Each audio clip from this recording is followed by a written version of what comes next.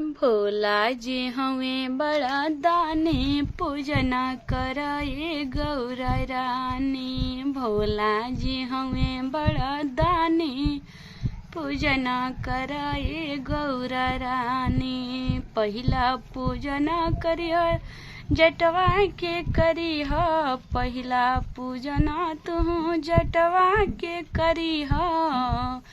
जहाँ बड़ी गंगा महारानी, जहाँ बड़ी गंगा महारानी पूजना करे गौरा रानी।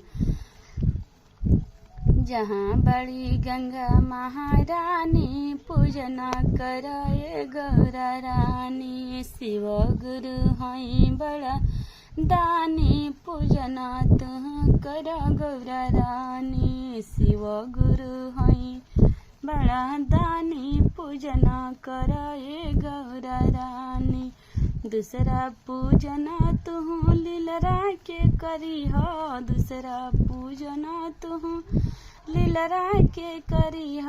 जहाँ बड़े चंदा महारानी पूजना कर गौरा रानी। जहाँ बड़ी चंदा महारानी पूजना कर गौरा रानी।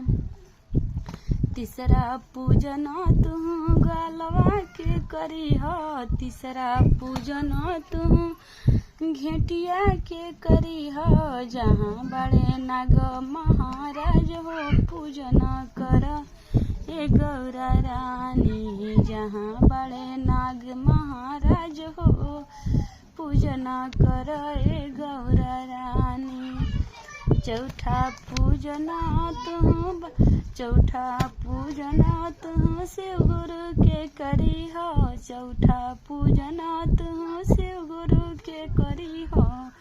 जहाँ रहस बसहा महाराज हो पूजना कर गौरा रानी। जहाँ रहस बसहा महाराज हो पूजना कर गौरा रानी।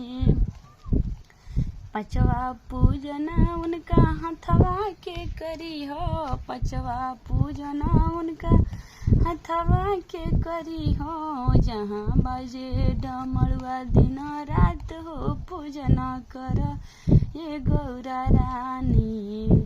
जहाँ बजे डमरुआ दिन रात हो पूजना कर गौरा रानी।